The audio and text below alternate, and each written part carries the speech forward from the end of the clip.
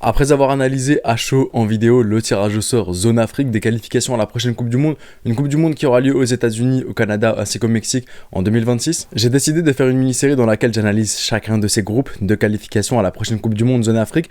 Et pour ce faire, je fais une vidéo pour un groupe pour pouvoir suivre un certain sommaire, une certaine ligne, que ça ne fasse pas trop long pour vous, que ça ne fasse pas trop long pour moi non plus, parce que si je devais faire tout en une seule même vidéo en suivant le plan que j'ai préparé, on atteindrait les 2h, 2h30 de vidéo. Et le plan est le suivant. Tout d'abord, la présentation des équipes de ce groupe-là, leur histoire en Coupe du Monde, leur histoire en Coupe d'Afrique des Nations, l'état de forme du moment depuis le mois de juin 2022 de ces équipes, et enfin, quelles sont les équipes de ce groupe en question qui ont un stade homologué. J'ai déjà sorti les épisodes analyse du groupe A, du groupe B, du groupe C, du groupe D, du groupe E, ainsi que du groupe F, que vous pourrez trouver juste en haut en petit truc là. Et avant de commencer, n'hésitez surtout pas à vous abonner si ce n'est pas encore fait. Vous êtes environ 70% à regarder les vidéos sans être abonné, donc faites-le, ça m'aide énormément. D'autant plus qu'il y a une vidéo par jour jusqu'à la fin du mois d'août. C'est le challenge que je me suis lancé. Ça fait plus d'un mois que j'arrive à le tenir. Donc n'hésitez pas à me donner de la force grâce à un petit abonnement, un petit like, tout est gratuit, tout est simple et c'est parti pour le sujet de la vidéo. Et commençons tout d'abord par la présentation de ce groupe G, un groupe G composé de l'Algérie, de la Guinée, de l'Ouganda, du Mozambique, du Botswana ainsi que de la Somalie. De prime abord, quand je regarde ce groupe-là, je ne vois pas honnêtement de derby, je ne vois pas de classico, je ne vois pas de rivalité. Après, c'est par rapport aux connaissances que j'ai à l'heure actuelle. Peut-être qu'il y en a, peut-être que comme lors de la vidéo du groupe B, je ne voyais pas de derby entre le Sénégal et la Mauritanie et pourtant, il en existe bien un. Donc rectifiez-moi dans l'espace commentaire si c'est bien le cas. Mais honnêtement, de ce groupe-là, je vois deux équipes qui se dégagent très largement de ce groupe. Aujourd'hui, à l'heure où je m'enregistre, c'est l'Algérie en première position et la Guinée en deuxième position. Le reste, honnêtement, pour moi, ça n'est pas si inquiétant que ça pour le moment, mais bien entendu des équipes comme le Botswana ou la Somalie qui n'ont pas l'habitude de jouer énormément de matchs, lorsqu'ils vont acquérir de l'expérience, jouer contre de grosses équipes, forcément ils vont s'améliorer et à la fin, il faudra s'en méfier. Donc voilà de ce qu'il en est de la présentation de ce groupe G. Pour ce qui est maintenant de leur histoire en Coupe du Monde, parmi les 6 équipes de ce groupe G, seule une est déjà allée en Coupe du Monde, c'est l'Algérie à 4 reprises et son meilleur parcours c'était un 8e de finale en 2014, le match mythique face à l'Allemagne. On a vu leur histoire à l'échelle internationale, quid maintenant de leur histoire à l'échelle continentale en Coupe d'Afrique des Nations. Parmi les 6 équipes de ce groupe G, seules 5, entre guillemets, seules 5 sont déjà allées en Coupe d'Afrique des Nations. Il n'y a que la Somalie qui n'est jamais allée en Coupe d'Afrique des Nations. Et parmi les 5 équipes qui sont déjà allées en Coupe d'Afrique des Nations, seule une équipe l'a déjà remporté, l'Algérie, les Fennecs, les Guerriers du Désert, à 2 reprises en 1990 et en 2019. Et passons maintenant à la partie la plus longue de la vidéo, la partie état de forme du moment, dans laquelle je regarde dans quelle dynamique s'inscrivent les équipes de ce groupe-là. Je regarde sur les 12 derniers mois depuis le mois de juin 2022, où a commencé à se jouer les qualifications à la prochaine Coupe d'Afrique des Nations, une Coupe d'Afrique des Nations qui aura lieu en Côte d'Ivoire. Pourquoi est-ce que je fais cela? Parce que je trouve ça intéressant de voir est-ce que les équipes ont tendance à avoir du mal à l'extérieur, est-ce que même à domicile on n'a pas grand chose à craindre, est-ce qu'au contraire à domicile c'est des équipes pièges et très redoutables, etc. etc.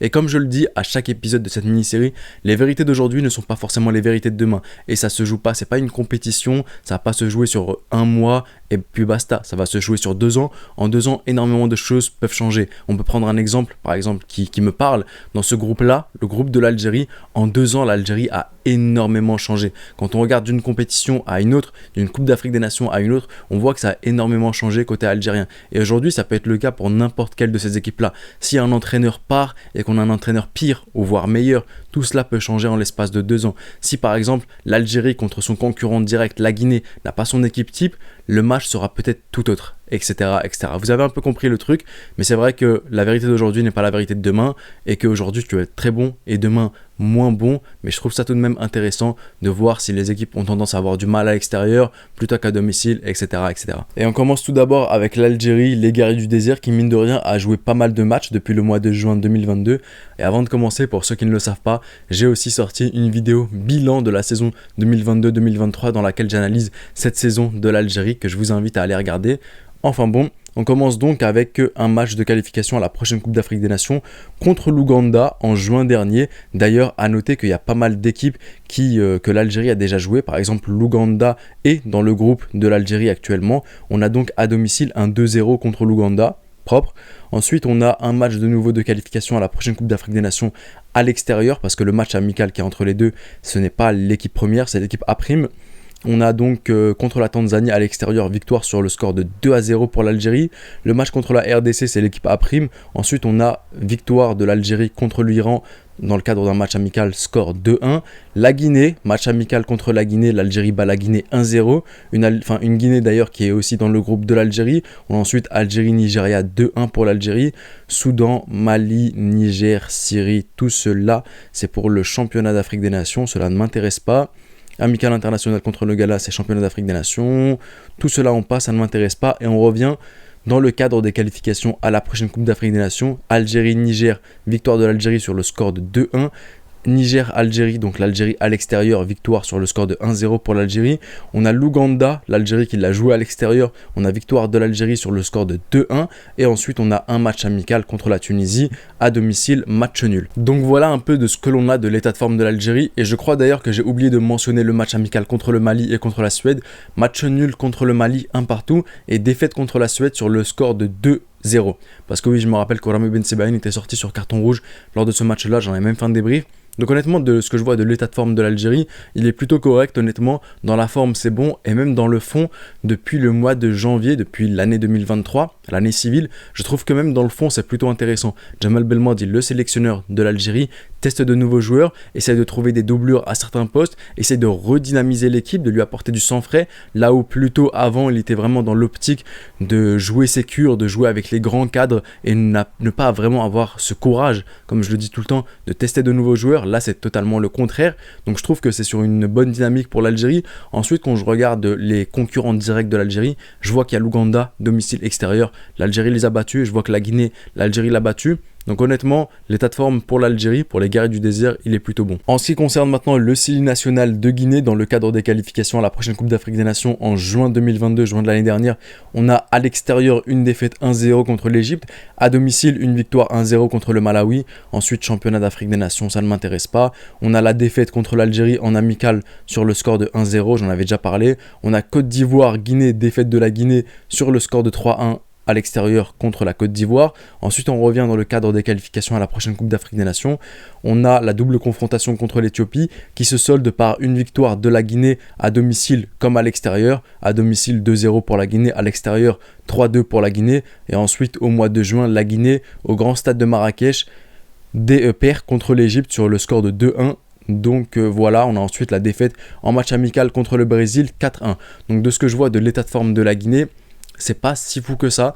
Contre les grosses équipes, les équipes qui sont sur le papier plus fortes que la Guinée, qui ont une histoire un peu plus grande même que la Guinée a beaucoup de mal. Quand je regarde les matchs de la Guinée, je me rends compte qu'il y a vraiment une solidité défensive au début du match, mais que petit à petit, plus le match se prolonge, plus je ne sais pas qu'est-ce qu'ils mangent réellement les joueurs guinéens à la mi-temps pour perdre totalement en régime à la seconde période. C'est assez spécial, il faudra analyser ça quand même. Mais en tout cas, de ce que je constate, c'est que lorsque la Guinée est plus forte sur le papier qu'une autre équipe, la Guinée ne fait pas de faux bons. Pour le coup, je vois, il n'y a pas de faux bons par exemple contre l'Éthiopie, contre le Malawi, même à l'extérieur, c'est toujours des victoires pour la Guinée. Donc honnêtement, la Guinée doit s'assurer absolument sa deuxième place pour pouvoir faire partie des meilleurs deuxièmes, jouer le barrage et ensuite pouvoir peut-être le remporter. Il y aura pas mal de concurrence quand même pour cette seconde place et ensuite potentiellement jouer le barrage contre l'Asie et se qualifier en Coupe du Monde. La Guinée a absolument tout entre ses mains. Elle ne fait pas, comme je vous le dis, de faux pas contre les équipes qui sont sur le papier plus faible entre guillemets qu'elle, donc honnêtement bonne chance aux Guinéens. En ce qui concerne les grues de l'Ouganda maintenant, depuis le mois de juin dernier dans le cadre des qualifications à la prochaine Coupe d'Afrique des Nations, on a défaite à l'extérieur 2-0 contre l'Algérie, on l'avait déjà vu. Ensuite à domicile entre guillemets, l'Ouganda fait match nul, un partout contre le Niger. Ensuite on a championnat d'Afrique des Nations, cela ne m'intéresse pas. Matchs amicaux, on a match nul contre la Libye 0-0 à l'extérieur, défaite contre la Tanzanie sur le score de 1-0 à l'extérieur. Ensuite, on a match amical, ça c'est dans le cadre du championnat d'Afrique des Nations, ça ne m'intéresse pas. Ensuite, on revient avec les qualifications à la prochaine Coupe d'Afrique des Nations. L'Ouganda qui rejoue la Tanzanie dans le cadre d'une double confrontation. On a à domicile, entre guillemets, défaite contre la Tanzanie sur le score de 1-0. Et puis à l'extérieur, pour le coup, l'Ouganda bat la Tanzanie sur le score de 1-0. Ensuite, on a défaite contre la RDC, République démocratique du Congo, au mois de juin dans le cadre d'un match amical 1-0.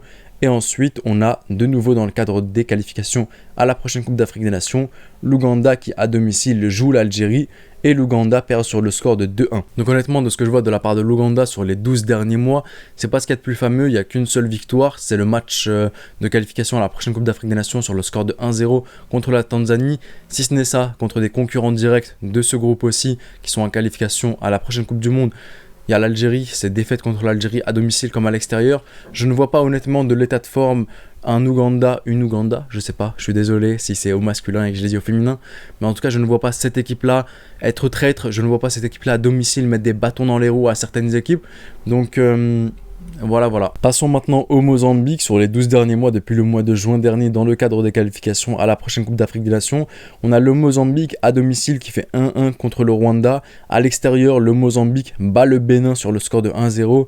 Ensuite, on a du COSAFA Cup, cela ne m'intéresse pas. Championnat d'Afrique des Nations, qualification, ça ne m'intéresse pas. On a un match amical, défaite contre l'Afrique du Sud sur le score de 2-1.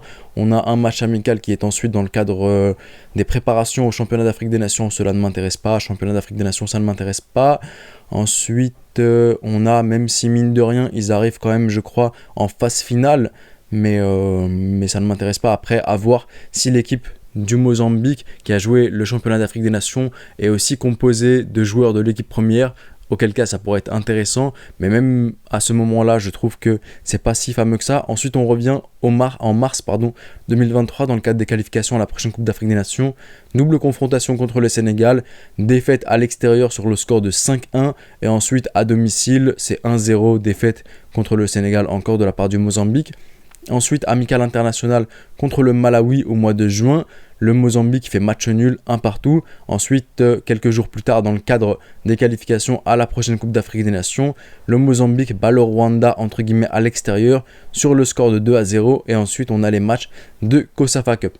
Donc honnêtement, de ce que je peux voir de cette équipe du Mozambique, je trouve que forcément l'état de forme, il n'est pas si fou que cela. Mais à partir du moment où on arrive aux équipes du chapeau 4, 5, 6, c'est pas toujours ce qu'il y a de plus fameux, comme je le rappelle tout le temps. Maintenant, ces équipes-là auront la chance de pouvoir jouer des équipes moyennes, de grosses équipes, pour pouvoir s'améliorer. Mais comme je peux le constater contre les gros calibres du continent, par exemple Afrique du Sud, Sénégal, je n'ai pas vu de choses flamboyantes de leur part. C'est des défaites. Donc contre l'Algérie et la Guinée, je vois à peu près la même chose. Si et seulement si l'Algérie et la Guinée ne sous-estiment pas l'adversaire et jouent à 200%. En ce qui concerne maintenant le Botswana, depuis le mois de juin dernier, dans le cadre des qualifications à la prochaine Coupe d'Afrique des Nations, on a une défaite à l'extérieur contre la Libye sur le score de 1-0.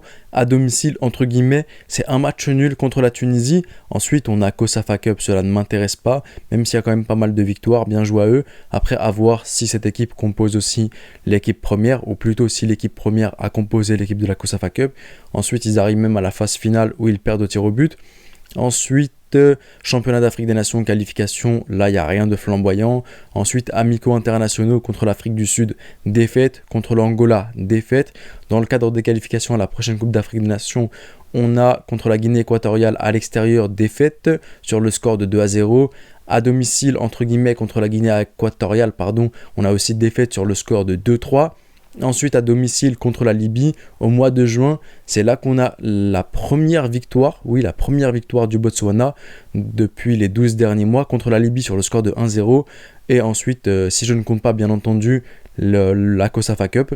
Et ensuite, on a de nouveau COSAFA Cup, victoire contre les Swatini, défaite contre l'Afrique du Sud et match nul contre la Namibie et donc éliminé. Et de ce que je constate, s'il y a quelques petits trucs qui peuvent m'alarmer, c'est le match nul à domicile, entre guillemets. Pourquoi entre guillemets, on le verra plus tard. Mais le match nul contre la Tunisie, où bien sûr, ils ont bénéficié du fait qu'ils ont joué le bus, ils ont bénéficié du fait que la Tunisie a un manque vraiment de numéro 9. Mais en tout cas, ça peut être alarmant parce que s'ils jouent le bus et que tu n'as pas la qualité technique nécessaire pour pouvoir passer, et ensuite que tu n'as pas la qualité de finition nécessaire pour pouvoir concrétiser le peu d'occasions que tu auras, ça risque d'être compliqué contre cette équipe du Botswana. Et ensuite il y a la victoire contre la Libye. Mais sinon dans l'ensemble, quand je vois que ça va un peu plus vers des gros calibres comme l'Afrique du Sud, c'est des défaites. Donc si l'Algérie et la Guinée, les prétendants à la première et deuxième place de ce groupe-là, se donnent à fond, je ne vois pas trop de mal pour eux. Et passons maintenant à la dernière équipe de ce groupe G, la Somalie. Et malheureusement, il n'y a pas grand-chose à analyser de la part de la Somalie. Comme on peut le constater, c'est carrément pas sur les derniers mois, mais sur les dernières années. Il n'y a pas de qualification à la Coupe arabe qui s'est jouée au Qatar en 2021 que l'Algérie a remporté. Il n'y a pas non plus de qualification aux qualifications à la prochaine Coupe d'Afrique des Nations. Malheureusement, il n'y a pas non plus eu de qualification au championnat d'Afrique des Nations, mais comme je le dis tout le temps, ces équipes-là, elles ont une très très grosse marge de progression, elles vont pouvoir progresser, et surtout, il faut qu'elles en tirent les leçons. C'est vrai que ces équipes-là, on sait tous très bien, on va pas se mentir, elles vont manger des tarifs. La Somalie, elle va manger peut-être un tarif par l'Algérie, mais ce qu'il faut faire, c'est de ne pas sortir démotivé de cela, et surtout travailler et en tirer les leçons nécessaires. Quelle équipe du chapeau 1 ou du chapeau 2 va un jour vouloir jouer la Somalie aujourd'hui? Personne, il faut se dire la vérité. Mais le truc, c'est qu'aujourd'hui, c'est la Somalie qui a toutes les cartes entre ses mains et qui a la position de force de pouvoir jouer ces grosses équipes parce qu'elles sont d'office dans son groupe. Donc il faut vraiment que la Somalie en tire les leçons, gagne en expérience, apprenne des infrastructures des autres. Je pense qu'il n'y a pas que les joueurs et le staff qui doivent y aller. Il y a aussi les présidents de fédération et toute personne qui doivent mettre en place les meilleures infrastructures pour que la Somalie, et je parle vraiment là de la Somalie, mais ça s'applique pour chacune des équipes du chapeau 6, que ce soit Djibouti, l'Érythrée, etc., le Lesotho, tout ça, il faut vraiment qu'ils en tirent les leçons, même s'ils mangent des tarifs, il ne faut pas sortir démotivé, parce que toute grande équipe aujourd'hui a déjà mangé des tarifs. L'Égypte, qui est la plus grosse nation sur le continent africain en termes de Coupe d'Afrique des Nations et tout, elle a mangé des tarifs par l'Italie à ses débuts, hein. Elle n'est pas devenue ce qu'elle est aujourd'hui en allant quasiment tout le temps en finale de Coupe d'Afrique des Nations. Elle a mangé des tarifs, mais elle a progressé, elle a appris. Donc tout le monde doit faire de même. Et enfin, pour terminer la vidéo, passons à la dernière partie, où vont jouer les équipes, quelles sont les équipes qui ont un stade homologué. Et il y a 3 équipes parmi les 6 qui ont un stade homologué. Il y a l'Algérie, le Botswana, j'ai commis une erreur en disant entre guillemets, parce que finalement ils ont un stade homologué, et le Mozambique. La Guinée, l'Ouganda ainsi que la Somalie n'ont pas de stade homologué. Qu'est-ce que cela veut dire? Ça veut dire que par exemple un Algérie-Somalie, l'Algérie ne jouera pas en Somalie, l'Algérie ne jouera pas sous une humidité extrêmement forte qu'il peut y avoir en Somalie. Au contraire, je pense que ce sera la même chose que contre Djibouti. L'Algérie va jouer peut-être son match en Égypte. Donc forcément, lorsque l'Algérie va jouer à l'extérieur, non pas en Somalie mais en Égypte, pour moi c'est tout bénef pour l'Algérie. Il y aura des terrains de meilleure qualité, il y aura aussi une ambiance qui ne sera pas du tout hostile, il y aura des températures assez semblables à celles de l'Algérie, pas un taux d'humidité qui est extrêmement fort où tu ne peux pas respirer. Donc forcément pour moi c'est tout bénef pour l'équipe qui était entre guillemets à l'extérieur. Maintenant, où est-ce que les équipes vont jouer? Ça malheureusement je ne le sais pas à l'heure actuelle. On le saura un peu avant les matchs. Est-ce que la Somalie décidera de jouer par exemple au Malawi comme le fait l'Éthiopie, ou bien la Somalie jouera au Maroc, ou bien en Égypte? Tout cela on ne le sait pas, mais restez à l'affût parce que dès que je les aurai ces informations, je vous les transmettrai. Et voilà un peu tout ce que j'avais à dire sur l'analyse de ce groupe G. On a vu la présentation, on a vu leur histoire en Coupe du Monde, leur histoire en Coupe d'Afrique des Nations, l'état de forme sur les 12 derniers mois, et enfin, quelles sont les équipes qui ont un stade homologué. Si vous avez des informations à m'ajouter, c'est avec plaisir, ça me permettra de m'enrichir. Si j'ai commis des erreurs d'analyse de fond comme de forme, s'il y a des choses auxquelles je n'ai pas prêté attention ou pas l'attention nécessaire, n'hésitez pas à me le transmettre dans l'espace commentaire. C'est avec plaisir que je prends toutes les informations. C'était le petit pharaon, prenez soin de vous et de vos proches et je vous dis... Arrivederci.